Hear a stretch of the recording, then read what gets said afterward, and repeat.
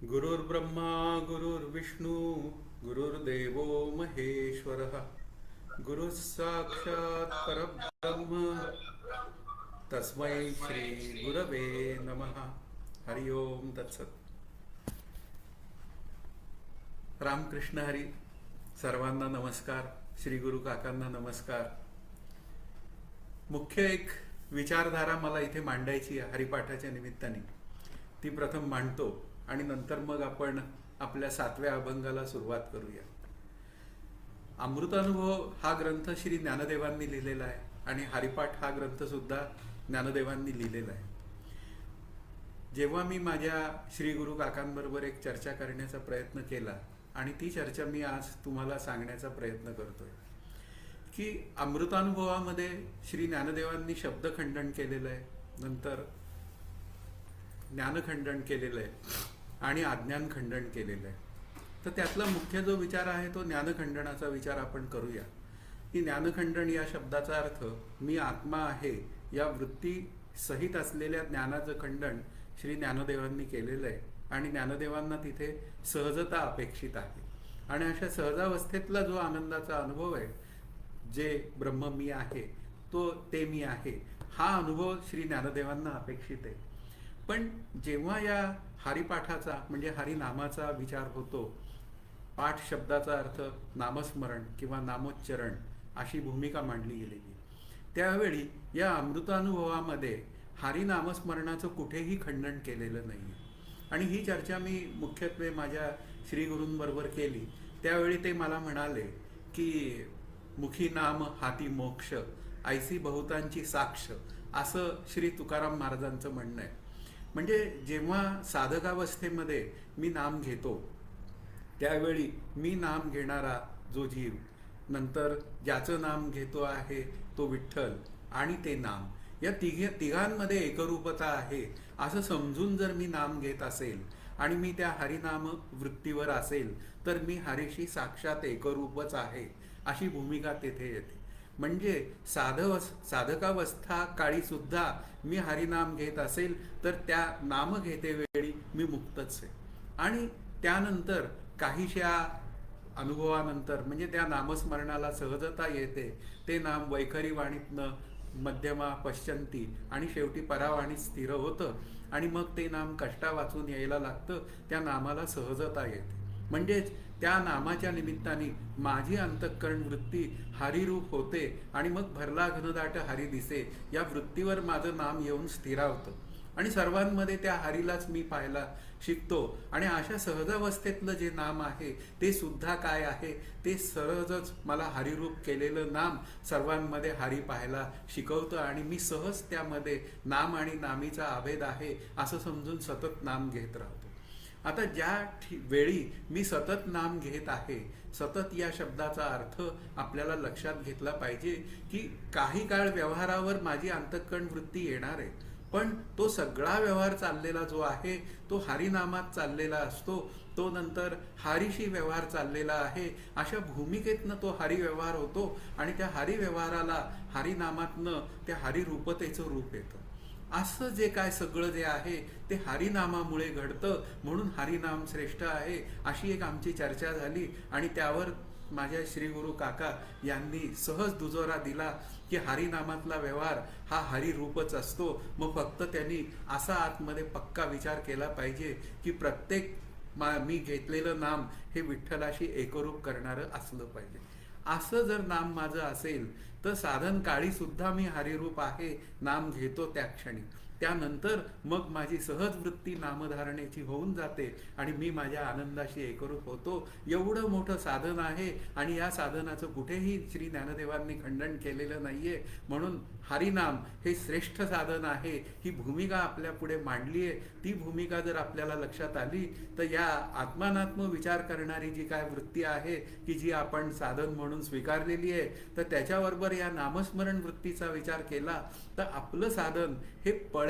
मुख्य विचार काय आहे, साधन पळलं पाहिजे आणि ते साध्यरूपतेकडे सतत पळत राहिलं तर मी माझ्या स्वरूपाशी एकरूप होण्याला खूप सहजावस्थेमध्ये विचार करू शकतो. ही भूमिका आपल्याला लक्षात येते. आता आपला अभंग 7वा जो आहे तो मात्र आपल्या पुढे आलेला आहे. पर्वताप्रमाणे पातक करणे, वज्रलेप होणे अभक्तासी. नाही ज्यासी भक्ती तो पतिता अभक्त, हरिसी न भजत दैवहत. अनंत वाचाळ बरळती बरळ, त्या कैसेनी दयाळ हरी पावे हरी. ज्ञानदेवा प्रमाण आत्मा हा निधान, सर्वा घटी पूर्ण एक नांदे. म्हणजे पर्वताप्रमाणे पातक करणे, वज्रलेप होणे अभक्तासी. आता आपण आपल्या अभ्यासाला सुरुवात करूया की हरिपाठ मला कुठे घेऊन जातो हे लक्षात घ्यायचंय. इथे नकारात्मक भूमिका मांडली आहे की पर्वताप्रमाणे पातक करणे, वज्रलेप होणे अभक्तासी. की पर्वताप्रमाणे पातक करतात आणि ती पाप सगळी वज्रलेप होतात, पण त्यातून सुटण्याचा मार्ग काय आहे? तो हरिनामस्मरण आहे. म्हणून इथे काय आहे की पर्वताप्रमाणे पातक केलेली असली पूर्वजन्मी, तरी सुद्धा आत्ता मात्र मी हरिनाम घेऊन मी माझी या जीवनातनं म्हणजे हरीशी एकरूप होऊन मी सहज माझी या जीवनातनं सुटका करून घेऊ शकतो. ही भूमिका आपल्या पुढे मांडली गेलेली आहे. म्हणून इथे एक विचार आपल्या पुढे येतो की भक्त, विभक्त आणि अभक्त अशी भूमिका मांडली गेलेली आहे. की भक्त जो आहे तो विभक्त नव्हे, तो भक्त. म्हणजे या शब्दाचा अर्थ भक्त जो असतो तो आपल्या उपास्य देवतेशी एकरूप झालेला असतो, त्याला भक्त असं म्हणतात. मग तो जो विभक्त नावाचं जे तत्व आहे की मी आता नामस्मरण करतोय म्हणून मी विभक्त आहे, मग मला विभक्ताचा भक्त करायचा आहे. म्हणजे त्याचा अर्थ काय? मला विभक्ताचा भक्त व्हायचंय, मग हरिनामाच्या निमित्ताने मी विभक्ताचा भक्त होण्याची तिथे एक व्यवस्था तयार केलेली आहे. आणि त्यासाठीच हे हरिनामस्मरण हे साधन पण दिलेलं आहे आणि ते साध्यरूप पण आहे. अशी एक भूमिका आपल्या पुढे आली तर मग काही अडचण येत नाही. म्हणून इथे मला समजून घ्यायचं जर असेल तर मला एक गोष्ट लक्षात घ्यावी लागते की मला विभक्त जरी मी असलो तरी काळजी करण्याचं कारण नाही. मी विभक्ताचा भक्त होण्याची व्यवस्था आहे. पण इथे अभक्ताचा भक्त होण्याची व्यवस्था आहे, ही ज्ञानदेव भूमिका मांडतायत. की इथे मानवाचा जन्मच मुळात काय झालेला आहे? पापपुण्यात्मक कर्मात्मक होतो. म्हणजे पाप आणि पुण्याचं फळ समसमान तयार झालं की मानवाचा जन्म मिळतो. आणि म्हणलेलं आहे की जन्म घ्यावा लागे वासने संगे. म्हणजे अनेक मी पूर्वजन्मी केलेली मनोराज्य, नंतर पापकृती किंवा पुण्यकृती, अशा सगळ्या ज्या घटना, परिस्थिती, नंतर पदार्थ यांच्याविषयी दाखवलेलं जे अनावश्यक प्रेम आहे, त्या अनावश्यक प्रेमाचा जो सगळा काय सुकाळ तयार झालेला असतो, त्यामुळे माझ्या संचितात खूप मोठी मी भर पाडलेली असते. शिवाय विचार करायला गेलं ह्या सगळ्या घटनांमधनं मला काय मिळतं? तर सुख पाहता जवा पाडे, दुःख पर्वता येवडे, असं श्री तुकाराम महाराजांचं म्हणणं आहे. की हा मानवाच्या जन्मामध्ये मला सुखाचे क्षण त्या मानाने कमी आहेत आणि दुःखाचे क्षण मात्र पर्वताप्रमाणे आहेत, अशी भूमिका तिथे मांडलेली आहे. म्हणजे इथे काय आहे की माझी जी कर्म आहेत ही जास्त काय आहेत? सुख दुःखात्मक आहेत. जरी सुखात्मक कर्म झालेली असली तरी सुख गेल्याचं पुन्हा दुःख आहेच आहे. म्हणजे काहीही झालं तरी सुख आणि दुःख या दोन्ही कशा आहेत? या समानच आहे. मग सुखरूप होणं ही भूमिका आपल्या अंतःकरणात असली पाहिजे, ती हरिनामस्मरणाने सिद्ध होते. म्हणून इथे शास्त्र पुन्हा काय आणखीन सांगतं की जीव सुखरूप आहे. म्हणजे याचा अर्थ काय आहे? तो हरिरूप आहे म्हणजेच ब्रह्मरूप आहे, अशी जर भूमिका असेल तर मग मी कसा काय दुःखात आलो? अशी भूमिका तयार आपल्या पुढे येते. किंवा समर्थ म्हणतात सुख सुख पाहता दुःख ठाकोनी आले. म्हणजे याचा अर्थ काय आहे? मी सुखाचा प्रयत्न करत राहतो पण माझ्या पदरी मात्र सतत काय होऊन जाते? सुख गेल्याची सुद्धा निराशाच पदरी पडत असते. हे मला काही केल्या कळतच नाही. म्हणून इथे आपल्याला ही जी बद्ध अंतःकरण वृत्तीचा जो परिपाक झालेला आहे ना, त्या परिपाकातनं जर मला सुटायचं असेल तर मात्र मी आनंदाचा ठेवा जो मुळातच आहे तो शोधण्यासाठी हरिनामाशिवाय काही पर्याय नाही. म्हणून पर्वताप्रमाणे पातक करणे, वज्रलेप होणे अभक्तासी. म्हणजे मी अभक्त आहे असं समजूया काही काळ, पण त्या अभक्ताचाही भक्त होण्यासाठी म्हणजे ती पाप मला वज्रलेप झालेली आहेत, पण त्या वज्रलेप झालेल्या पापातनं जर मला माझी सुटका करून घ्यायची असेल तर मग मात्र मला हरिनामस्मरणाशिवाय विचार नाही, हरिनामस्मरणाशिवाय उपाय नाही. म्हणून हरिमुखे म्हणा, हरिमुखे म्हणा हे आपलं पालुपत कायमच राहणार आहे. कारण त्या हरिमुखे म्हणण्यानी मी माझ्या स्वरूपाशी एकरूप होतो, ही भूमिका मला पक्की लक्षात ठेवली पाहिजे. शिवाय ज्ञानदेवांचंही म्हणणं आहे, या सगळ्यांची म्हणणी आपण एकदा ऐकून घेतली म्हणजे मला काय कृती करायची आहे ही कृती मला करता येते. की स्वर्गात्मके पापे, मुद्दा पुण्यात्मके पापे स्वर्गा जाईजे, पापात्मके पापे नरका जाईजे. पापात्मके पापे नरका जाईजे हा विचार तर अगदी पक्का आहे की मी दुसऱ्यांना त्रास देतो, तमोगुणात्मक कृती करतो आणि त्या कृतीतनं माझीही अंतःकरण वृत्ती अशांत होते आणि समोरच्यांचीही मी अंतःकरण वृत्ती अशांत करतो, म्हणून मी नरकात जातो, म्हणून मी अभक्त म्हणून प्रगट होतो. ही भूमिका लक्षात ठेवली पाहिजे. किंवा पुण्यात्मके पापे स्वर्गात जायचे, खूप पुण्य केलं, स्वर्ग मिळण्याच्या निमित्ताने आणि तिथे गेलो, निरनिराळे भोग भोगले, तरी पुन्हा मी या पृथ्वी तलावर आलोच ना. म्हणजे याचा अर्थ काय झाला की दोन्हीही बाजूला काय झालं, सुखासाठी मी प्रयत्न केला स्वर्ग मिळवण्याच्या दृष्टीने, तरी मी पापात्मकच कृती केली आहे, कारण मी पुन्हा पृथ्वी तलावर आले.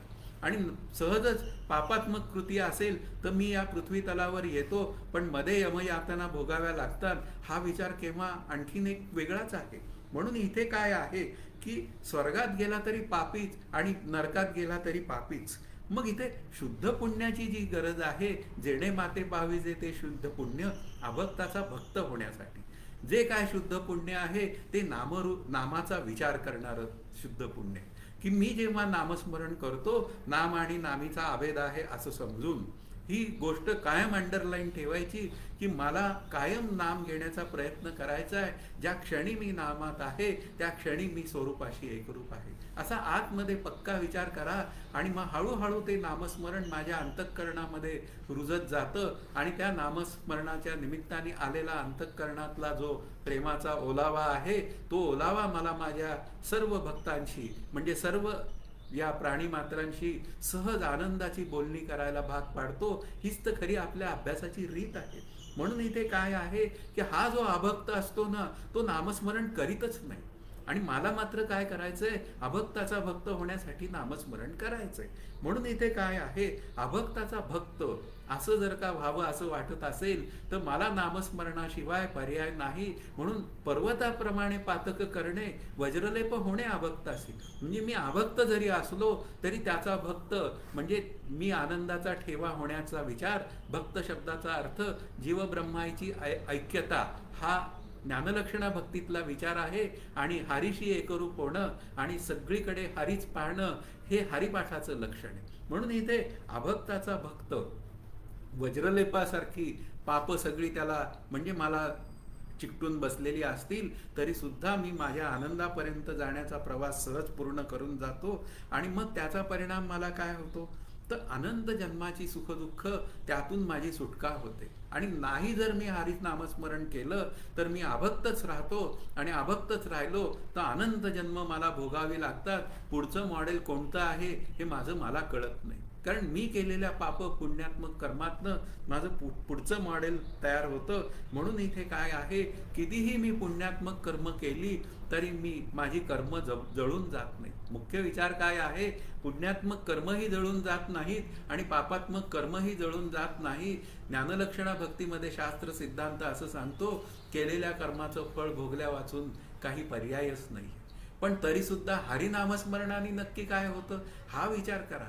की हरिनामस्मरण जर मी केलं तर लक्षात घ्या की माझी जी संचित पाप जी आहेत किंवा पुण्य जी आहेत ती जळून जातात. पापाचे कळप पळती पुढे, म्हणजे संचित सुद्धा जळून जातं. म्हणजे संचितामधलं पुण्यात्मक कर्म देणारं फळ आहे ते सुद्धा जळून जातं आणि पापात्मक कर्म जे काय आहेत ती सुद्धा जळून जातात. मुख्य विचार काय आहे की नंतर मग जेव्हा मी हरी नामस्मरणात असतो म्हणजे हरी समाधीमध्ये मी जे असतो तेव्हा मला ह्या जीवनात जे भोगायला लागणारं जे काय पाप पुण्यात्मक कर्माचं फळ आहे ते मला भोगावंच लागतं, यात वाद नाही. पण मी हरी समाधीत असल्यामुळे मी हरीशी एकरूप असतो नामाच्या निमित्ताने.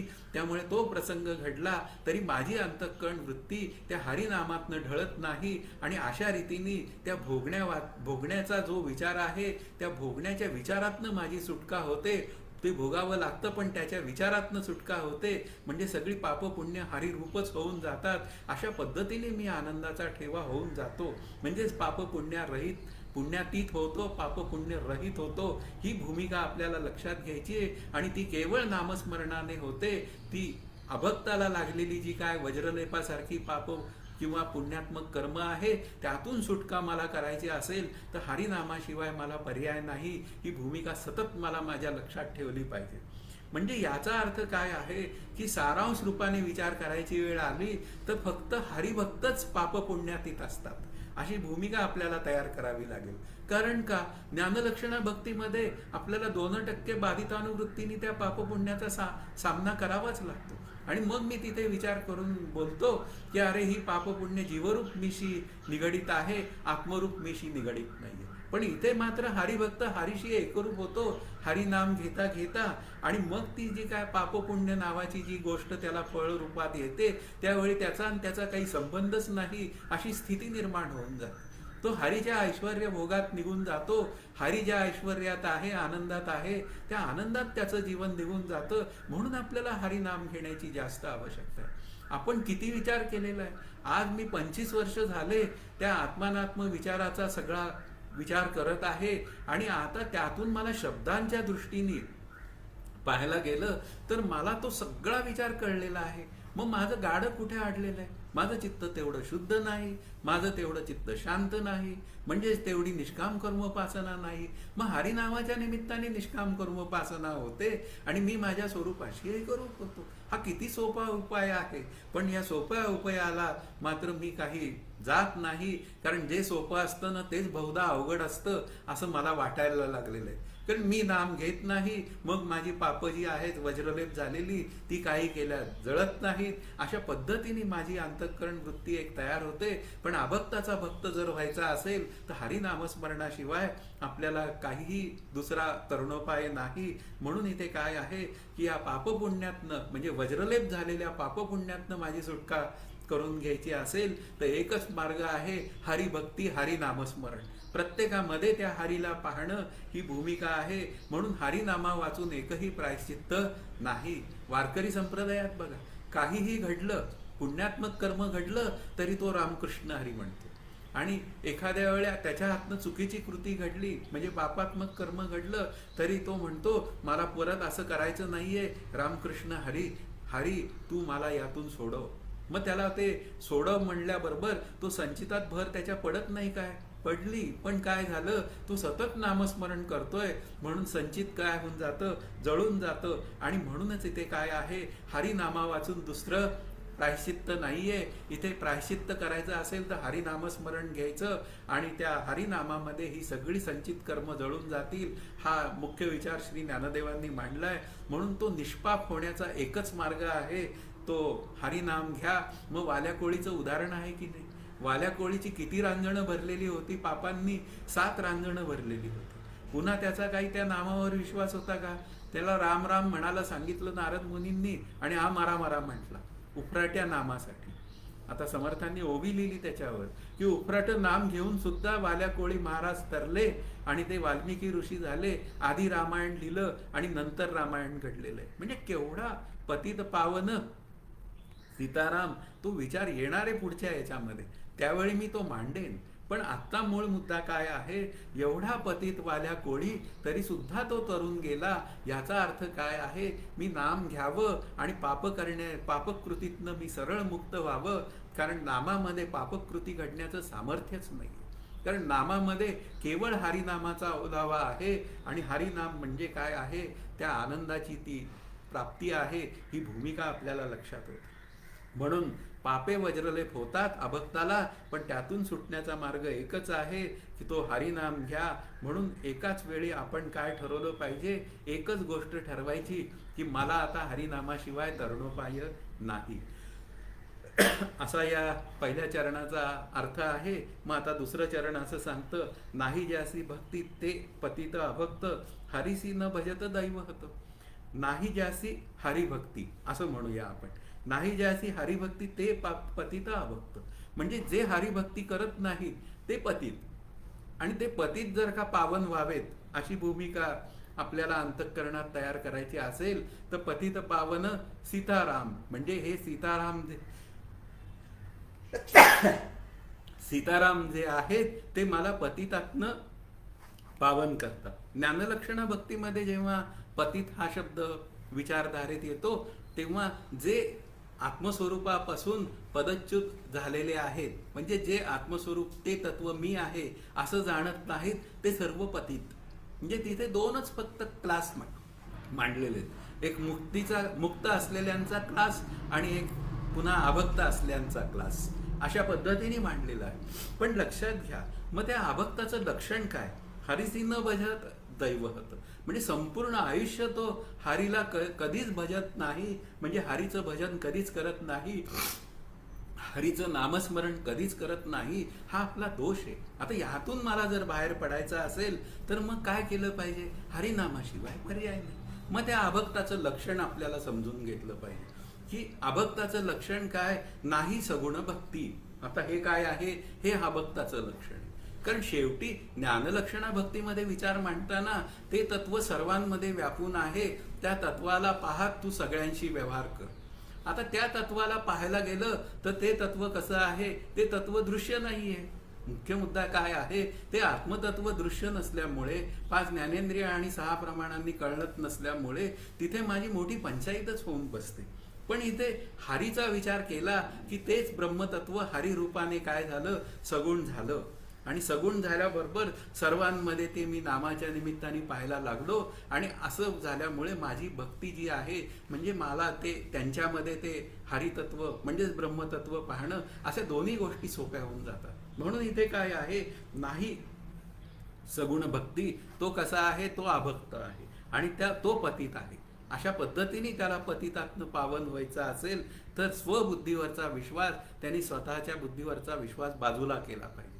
कुठलंही साधन हे स्वबुद्धीनी होता कामा नये, ते सद्गुरु बुद्धीनी व्हायला पाहिजे, ते संत बुद्धीनी व्हायला पाहिजे, ते ज्ञानदेव बुद्धीनी व्हायला पाहिजे, ते तुकाराम महाराज, ते नाथ महाराज, ते समर्थ बुद्धीनी व्हायला पाहिजे. पण माझं होतच नाही, मी त्याचे अर्थ लावत बसतो. म्हणजे काल आमची एक चर्चा झाली याच्यामध्ये भगवद्गीतेमध्ये, त्यावेळी एकांनी विचारलं, मग आम्ही भावना शून्य होत नाही काय? हरिपाठाच्या निमित्ताने भावना शून्यता निघून जाते.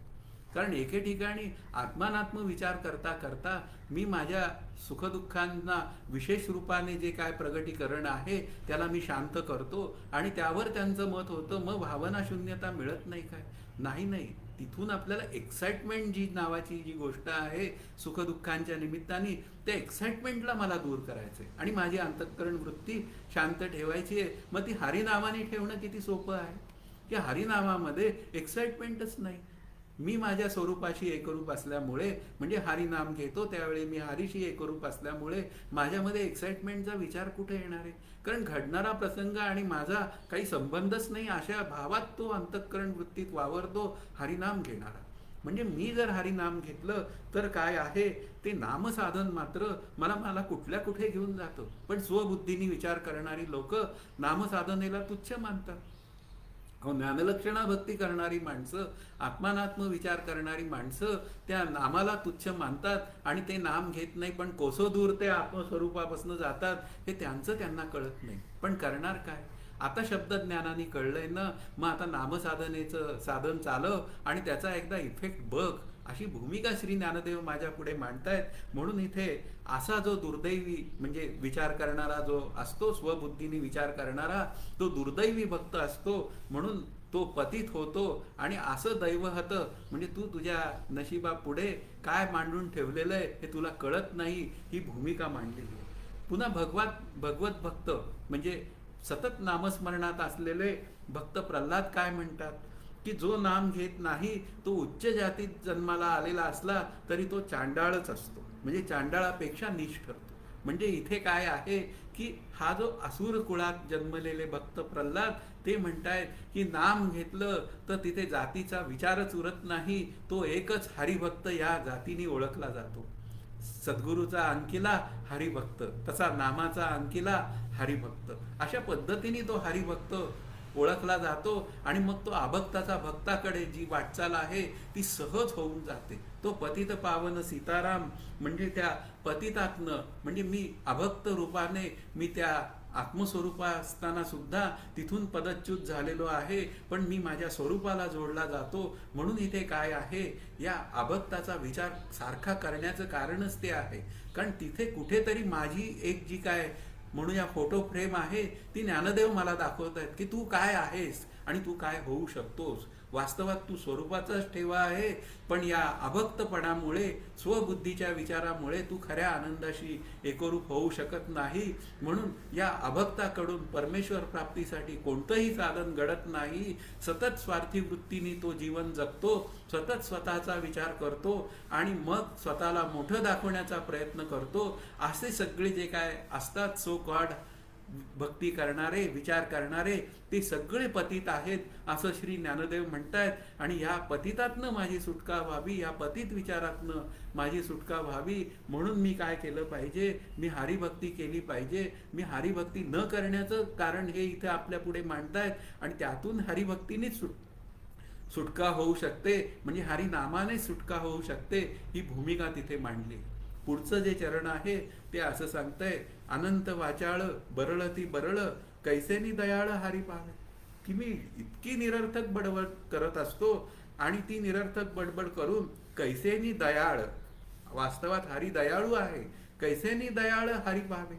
मी निरर्थक बडबड करतो, स्वबुद्धीने विचार करतो आणि मी आत्मानात्म विचार करत नाही, मी हरिनाम घेत नाही. आणि मग असं कसं काय मी हरीशी एकरूप होणार, म्हणजे मी माझा अभक्ताचा भक्त कसा काय होणार. मी अभक्त असण्याची कारणं इथे महत्वाची आहेत.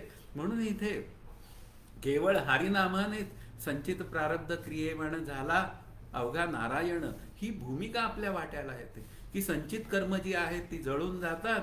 नंतर आत्ता मात्र जी काय प्रारब्ध रूपात आलेली कर्म आहेत ती मला भोगावी लागतात, पण त्या हरिनामामुळे ती मी कर्म भोगतो असा विचारच माझ्या अंतःकरणात उरत नाही. आणि क्रियमाण स्वातंत्र्यामध्ये प्रत्येक कर्म हरिने मला सांगितलंय म्हणून त्याला आवडेल असं मी करतो आहे, अशामुळे मी ते करतच नाही. अशा भूमिकेतनं तो कर्म करतो आणि संचित प्रारब्ध क्रियमाण या तिन्ही भूमिकेमध्ये तो हरिमयता दाखवतो. पण इथे काय आहे, ही स्थिती येण्यासाठी आपल्याला नामस्मरण घ्यावंच लागेल. अनंत ती वाचाळ बरळ ती बरळ, ती व्यावहारिक जगातली जी बरळ आहे म्हणजे ते सगळं बोलणं आहे, ते सगळं बोलणं काय आहे, निरर्थक आहे, व्यर्थ आहे. त्याने मला माझ्या आनंदाची प्राप्ती होत नाही. ही भूमिका माझ्या लक्षात आली तर मग काय आहे, नाम उच्चारणं हे जास्त सोपं आहे हे माझ्या लक्षात येतं. कारण या व्यवहारातला प्रत्येक व्यवहार बघा, तो माझ्या मनासारखा घडतोच असं नाही. प्रत्येक वेळी मी व्यवहार करतो, अत्यंत चांगला व्यवहार करण्याचा प्रयत्न करतो, पण कुठेही मला तसं त्याचं फळ पदरात पडताना दिसत नाहीये. याचा अर्थ फलदाता कोणीतरी एक वेगळा आहे, तो आमचा हरी आहे असं श्री ज्ञानदेव सांगतात. तू काही बाकी बोलू नको, तू आणखीन काही विचार, जास्त अभक्ताचा जो विचार आहे तो करू नको. तुला अभक्ताचा भक्त व्हायचा असेल तर केवळ नामस्मरणाशिवाय दुसरा पर्याय नाही. म्हणून इथे काय आहे, ही जी माझी पूर्वसुकृत गोष्ट जी आहे माझ्या अंतःकरणामध्ये, ती पूर्वसुकृतता आणि आत्ताची अत्यंत चंचल वृत्ती या अभक्तपणातली, ती मला माझ्या देवळात सुद्धा साधं जाऊ देत नाही. म्हणजे ती नाम पण घेऊ देत नाही अभक्ताला, आणि त्या साधं देवळात जाण्याचा जर का प्रसंग असेल तर देवळातही जाऊ देत नाही. ते देवळात जाण्याने काय होणार आहे तुमचं, अशी भूमिका ते मांडतात. स्वतःही देवळात जात नाही आणि दुसऱ्यांनाही देवळात जाण्यापासून पुन्हा बाजूला करतात. तेणे मुक्ती चारी साधियल्या, हा देवळात जाण्याने आपल्याला प्रसंग तयार होतो हे माझ्या लक्षातच येत नाही. पण मी त्या लोकांच्या नादी लागतो, मीही अभक्तच राहतो. याला कारण काय आहे, माझी चंचल अंतःकरण वृत्ती आहे. आणि या चंचल अंतःकरण वृत्तीला काय कारण आहे तर अनंत वाचाळ बरळ ती बरळ. मी अनंत विषय अगदी चघळत बसतो आणि त्या विषयांमध्ये चघळून मी दुःखच भोगत असतो. मी दानधर्म सुद्धा करत नाही. म्हणतात दानधर्म तरी करा, न्यायनीती धर्माने वागा, पण न्यायनीती धर्माने वागायला अभक्ताला अजिबात वेळ नसतो. तो दुसऱ्याच्या टाळूवरचं लोणी कसं खाता येईल एवढाच विचार सतत करत असतो. पण या अभक्ताचा भक्त व्हायचा असेल, मी सतत तेच चिंतन मांडणार आहे, तर मला नामाशिवाय पर्याय नाही. ही भूमिका आपल्याला लक्षात घ्यावी लागते. म्हणून त्या अभक्ताचा भक्त करण्याची, म्हणजे अभक्ताचा विभक्त होतो, विभक्ताचा भक्त होतो, इथपर्यंत नेण्याची जी काय किमया आहे ती हरिनामात आहे. मग दगड तरतात तर मी का नाही तरणार, नामे पाषाण तरले असं समर्थांनी दासबोधात म्हणलंय की ते श्रीरामाचं नाम लिहिलं आणि तो पूल तयार झाला, ते दगड तरले, तर हरिनामाने मी का नाही तरणार. हा दगड का नाही तरणार, अशी भूमिका आपण तयार केली तर सहजच मी माझ्या स्वरूपाशी एकरूप होऊ शकतो. म्हणून हरी कसा आहे, त्या कैसेनी दयाळ हरी पावे, तो हरी दयाळ आहे. म्हणजे हरी दयाळू आहे, तो भक्ताची वाट पाहतो की हा भक्त कधी मला भेटायला येतोय आणि त्याच्याबरोबर मी किती गुजगोष्टी करू आणि नाही, अशी त्याची भूमिका असते.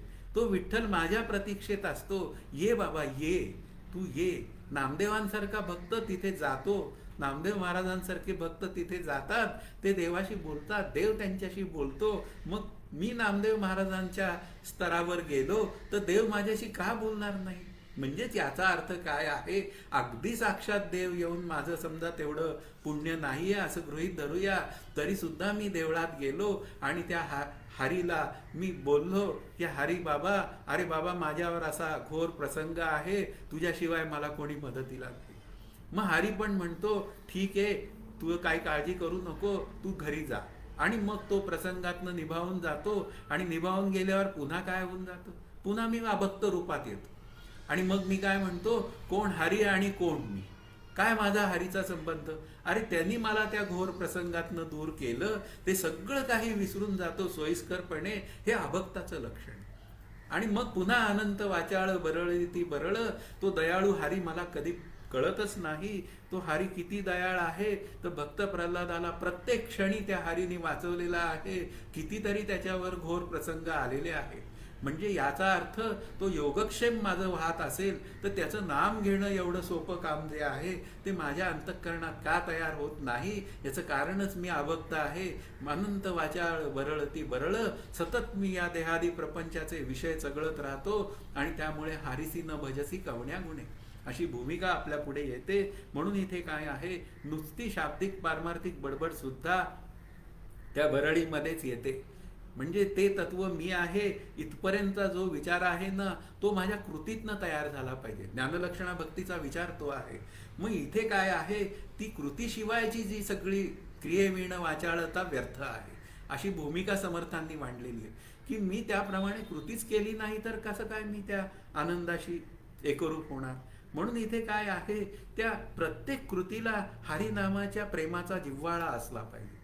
आणि तो जर जिव्हाळा असेल तर ते काय आहे, ते सहज त्या आनंदाकडे जाण्याचा विचार आहे.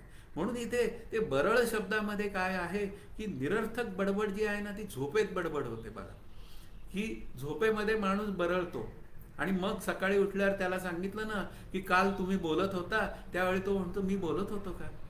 अशी भूमिका आहे की इथे मी जागा असतो, व्यावहारिक सत्तेतलं जागेपण आहे, ते वास्तवात जागेपण खऱ्या अर्थाने जागेपण नाही, ते अभक्ताचं जागेपण आहे. आणि तिथे मी बरळ बोलतो या सगळ्या, म्हणून या व्यावहारिक सत्तेतल्या गोष्टींविषयी बोलतो.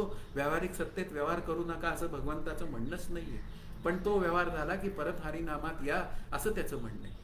सोयीस्कर मी फक्त व्यवहार करा हे घेतो आणि हरिनामाचा विचार मी सहज सोडून देतो.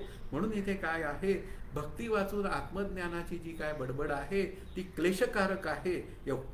एवढाच विचार आहे, त्या आत्मतत्वाला दाखवता येत नाही, आमचा हरी सहज दाखवता येतो, ते हे परब्रह्म उभे विटेवरी.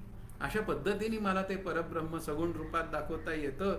पण काय करणार, रामकृष्ण हरी म्हणण्याशिवाय पर्याय उरत नाही, कारण अनंत वाचाळ बरळती बरळ.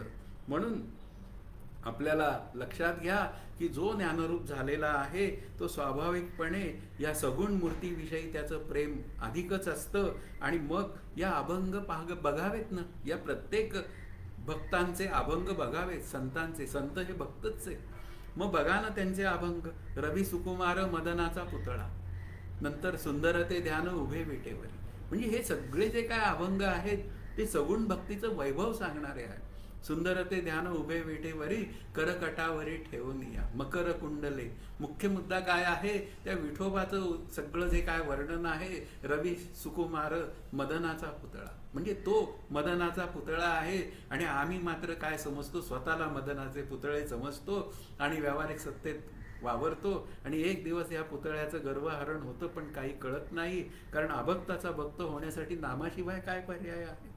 म्हणून इथे काय आहे, ही भक्तीनी जी आहे ना ती अहंता दूर होऊन जाते. ज्ञानलक्षणा भक्तीमध्ये जी अहंता तयार होते की माझ्यासारखा विचार श्रेष्ठ करणारा कोणी नाही, मी अनेक अंगांनी विचार करतो, बघा माझ्या बुद्धीचं वैभव.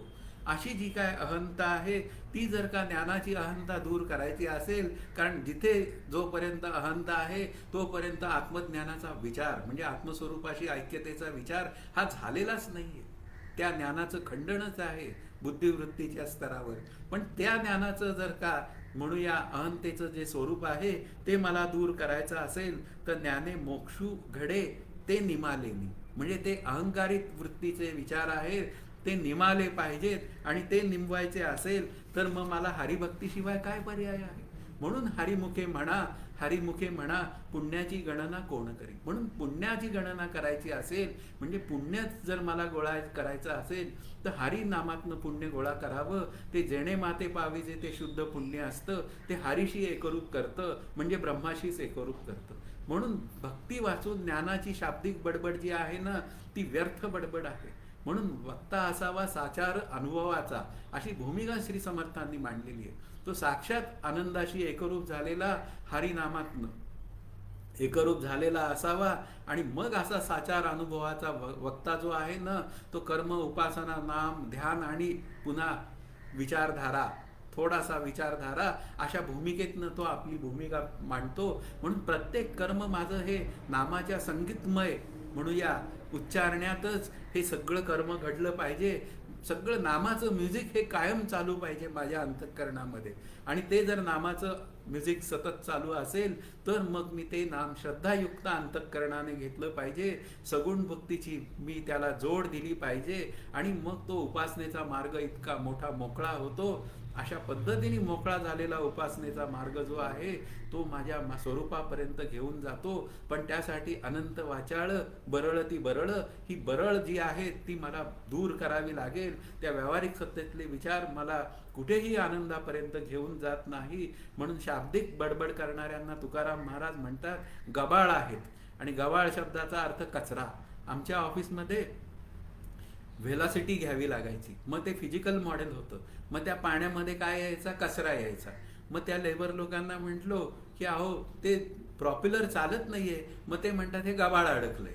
म्हणजे त्यांच्या दृष्टीने काय झाला, तो कचरा झाला. आणि आता हे जी अनंत वाचाळ बरळ ती बरळ आहे, ही व्यावहारिक सत्तेतली नुसती बरळ जी आहे ती गबाळ बडबड आहे, अशी भूमिका मांडली आहे. म्हणून श्री तुकाराम महाराज म्हणतात आणिक नका पडू गबाळाचे भरी. म्हणजे हे सगळं जे काय वाचाळ आहे, म्हणजे हे सगळं जे काय नाम घेण्याचं सोडून सर्वत्र जे काय विचार मी करतो, सर्व जे विचार करतो ते केवळ गबाळ रूपात आहेत, असे गबाळ होऊ नका. म्हणून इथे आपल्याला व्यावहारिक सत्तेत आपण गबाळ्या सहज म्हणतो. पण गबाळ्या काय आहे, जो नाम घेत नाही तो गबाळ्या आहे. लक्षात घ्या, व्यावहारिक सत्तेत मी कितीही साफसुथरा दिसलो तरी मी गबाळ्या असतो, हे मला लक्षात ठेवायची गरज आहे. म्हणून इथे काय आहे की सगुण आणि निर्गुण विचारामध्ये आपल्याला जेव्हा विचार करायची वेळ येते त्यावेळी निर्गुण विचार करणारा जो काय म्हणतो की निर्गुण ते सार, मुख्य मुद्दा काय आहे की निर्गुण आहे सार रूप. आणि पुन्हा काय आहे, सगुणाचा जेव्हा विचार करायची वेळ येते त्यावेळी सगुण म्हणजे काय आहे, हे जग कसं आहे ते सगुण रूपात भासतं. आणि सगुण रूपात भासतं म्हणून ते काय आहे, मिथ्या आहे. आणि त्याच मिथ्या विचारात मी या लीला विग्रहाला घालतो. म्हणजे कोणाला, या विठ्ठलाला घालतो, कारण त्यांचं शरीर येतं, काही काळ टिकतं, कालांतराने जातं. भगवान श्रीकृष्णाच्या अवताराचा विषय. पण ते लीलेने शरीर धारण करतात, त्यांचा कर्मविग्रह नसतो. ही भूमिका मला कधीही काही केल्या लक्षात येत नाही. आत्मविचार, आत्मानात्मविचारांमध्ये हा धोका तयार होतो की ते मिथ्या ठरवण्याच्या नादामध्ये मी त्या अवतारालाही मिथ्या ठरवतो. आणि त्याच्या नामातनं मिळणारं जे सगळं मला पुण्य आहे, म्हणजे स्वरूपाची ऐक्यता आहे, यापासून मी कोसो दूर जातो. ती भूमिका मला कळत नाही. म्हणून संसार मिथ्या ठरवण्याच्या नादात भगवंताचं प्रेम कमी करू नका. त्या भगवंताचं प्रेम जर वाढवायचं असेल तर हरिनाम घ्यायला पाहिजे, हरिभक्ती करायला पाहिजे. अशा पद्धतीने मी भरला गणदाट हरी दिसे, ही भूमिका आहे. तुकाराम महाराज पुन्हा त्याला दृष्टांत देतात. श्रीकृष्ण देहो सच्चिदानंद, श्रीकृष्ण स्वतःच्या शरीरासह सच्चिदानंद आहेत, ही भूमिका आहे. कारण तो माया विग्रह आहे. म्हणून श्रीकृष्ण भजन नारदा पढिये, नारदांनी तेच सांगितलं, त्यांनी तेच श्रीकृष्णाचं भजन केलं, त्यांनी हरिभक्ती केली. आणि मलाही हरिभक्ती करायला सांगतात. म्हणून सगुण मिथ्या समजून बोलणारे जे काय माणसं आहेत ते बरळ असतात, एवढाच विचार आपल्याला पुढे येतो. म्हणून असं बरळ काही बोलू नका, त्या आत्मस्वरूपाकडे जाण्याचा विचार सतत करा, अशी भूमिका याच्यामध्ये मांडलेली आहे. म्हणून अनंत वाचाळ बरळ ती बरळ, मग त्या कैसेनी दयाळ हरी पावे. मग असा हरी पावण्याची कुठेही व्यवस्था नाही. तो हरी जर पावावा असं मला वाटत असेल तर मला हरिभक्ती करण्याशिवाय, हरिनाम घेण्याशिवाय पर्याय नाही. आजच्या अभ्यासातला शेवटचं चरण जे आहे, ज्ञानदेवा प्रमाण आत्मा हा निदान सर्वा घटी पूर्ण एक नांदे. म्हणून ज्ञानदेव प्रमाण आहेत. आपली प्रमाण कोणती? संत प्रमाण, श्री गुरु प्रमाण आणि ग्रंथ प्रमाण. आता त्याच्यामध्ये ज्ञानदेव प्रमाण, ज्ञानदेवच स्वतः म्हणतात मीच या गोष्टीचं प्रमाण आहे, मीच नामस्मरण केलेलं आहे. मग असं प्रमाण म्हणजे स्वतः ते साधन चालवून पुन्हा आपल्याला जेव्हा एखादी व्यक्ती म्हणजे एखादी संत व्यक्ती आपल्याला साधन सांगते तेव्हा ते त्याच्या अनुभवातनं भिजून आलेलं साधन असतं आणि म्हणून ते साधन श्रेष्ठ ठरतं. हा भाग आहे. म्हणून हा षड्गुणैश्वर संपन्न असलेला जो परमात्मा आहे तो कसा आहे? तो भक्तांच्या प्रेमासाठी तो सगुण झालेला आहे. लक्षात घ्या, आत्मा नावाचं तत्व आहे ते 5 ज्ञानेंद्रियां 6 प्रमाणांना कळत नाही. त्यामुळे तेवढी बुद्धी माझी नाही.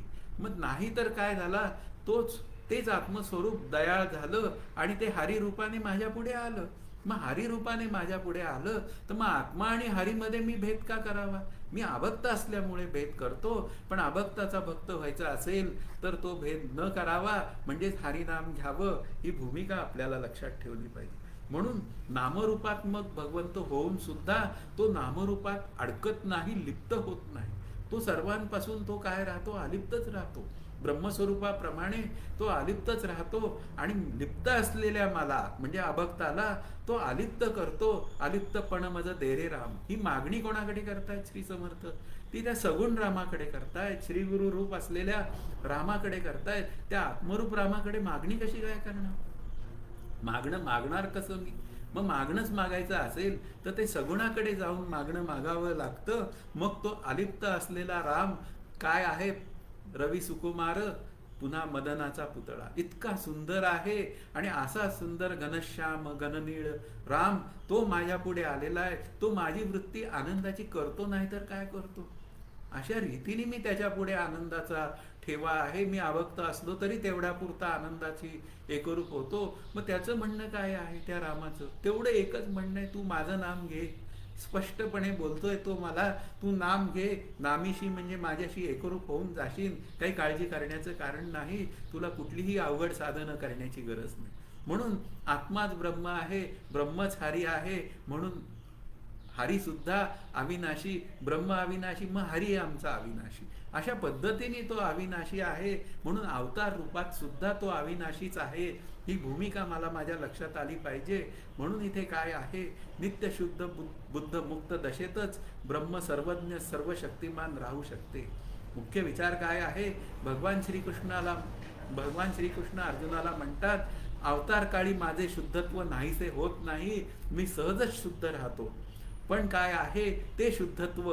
म्हणजे आपण म्हणूया ॲब्सोल्यूट शुद्धत्व, ते अवताराच्या रूपाने तुझ्या पुढे आलेलं आहे.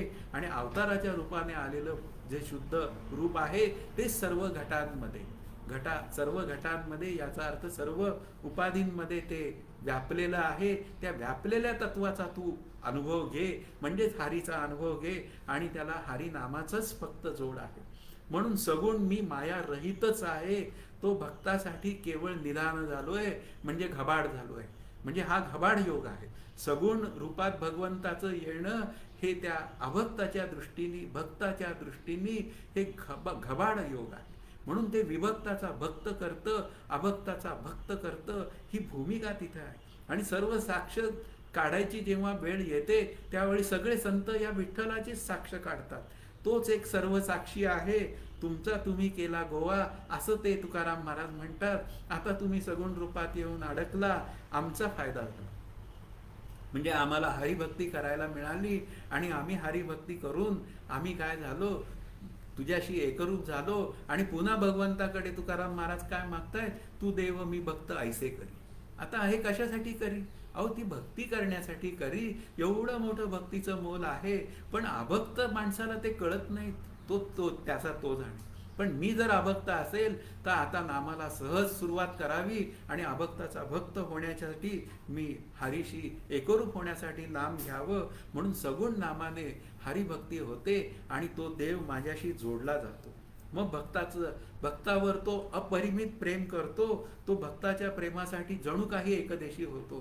तो नाथ महाराजांच्या घरी पाणी भरतो, प्रल्हादाला सतत वाचवतो, कितीतरी लीला तयार करतो आणि त्या सगळ्या भक्ताच्या फायद्यासाठी असतात. संत मीराबाईंवर झालेला विषप्रयोग सुद्धा तो बाजूला करतो आणि त्या विषप्रयोगातनं सुद्धा तिचं रक्षण करतो. मग असा सच्चिदानंद घन असलेला परमात्मा तो माझ्या पुढे जर का आनंदाने माझ्या पुढे उभा राहिलेला असेल तर त्याचा विचार मी का करू नये. म्हणून ज्ञानदेव प्रमाण आहेत. मग ते काय म्हणतात, तो परमात्माच म्हणजे तो आत्माच काय झालाय, हा निदान आहे. म्हणून सर्वाघटी काय आहे, सर्व जीवसृष्टीतील उपाधीमध्ये त्याचंच सगळं व्यक्तिमत्व आहे, तोच सर्वांमध्ये व्यापून आहे. म्हणून काय आहे, आत्मापदाने सगुण निर्गुण अशी भूमिका मांडली इथे.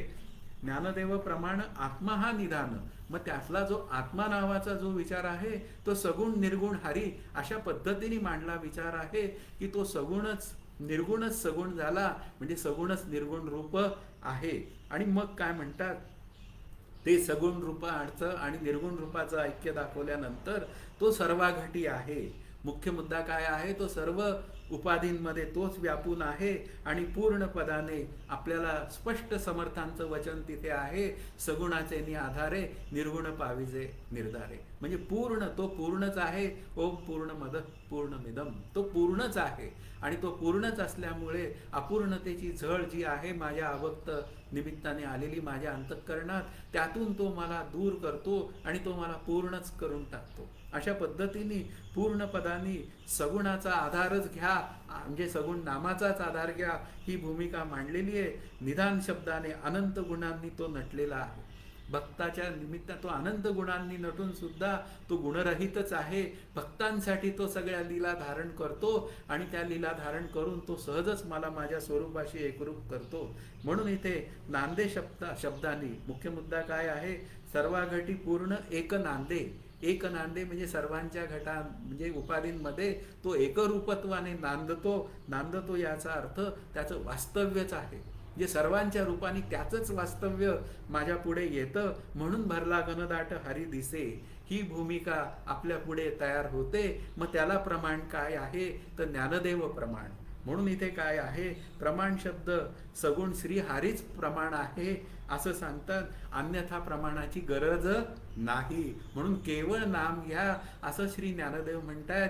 मी स्वतः नाम घेतलेलं आहे आणि मी ज्ञानरूप झालेलो आहे नामाच्या निमित्ताने. तर असं जे अभक्त नावाचं तत्व आहे की ज्याला वज्रलेप झालेली आहेत पाप, त्यातून तो भक्त होण्यापर्यंतचा जो प्रवास आहे तो का नाही पूर्ण करणार, म्हणजे तो पूर्ण करणार. म्हणून इथे मला आता हरिनामाशिवाय दुसरा कुठलाही पर्याय उरलेला नाहीये. हा या अभंगाचा सतत विचार करायचा आहे. म्हणजे इतक्या वाईट विचारातनं सुद्धा मी भक्त होण्यापर्यंतची जी सगळी व्यवस्था आहे ती केवळ हरिपाठात सहज सोप्या पद्धतीने आहे. म्हणून केवळ नाम घेणं हीच माझी एक भूमिका असली पाहिजे आणि त्या भूमिकेमध्ये नाम आणि नामीचा अभेद आहे. एवढा विचार करून मी जर नाम घेतलं तर मी सहज नामीशी म्हणजे विठ्ठलाशी एकरूप होईल, म्हणजेच ब्रह्माशी एकरूप होईल, म्हणजेच मी आनंदरूप होईल. एवढा सगळा या अभंगाचा विचार झालेला आहे. तर आज आता इथे आपण थांबूया. जय जय रघुवीर समर्थ. हरि ओम तत्सत. श्री पांडुरंगाय नमः.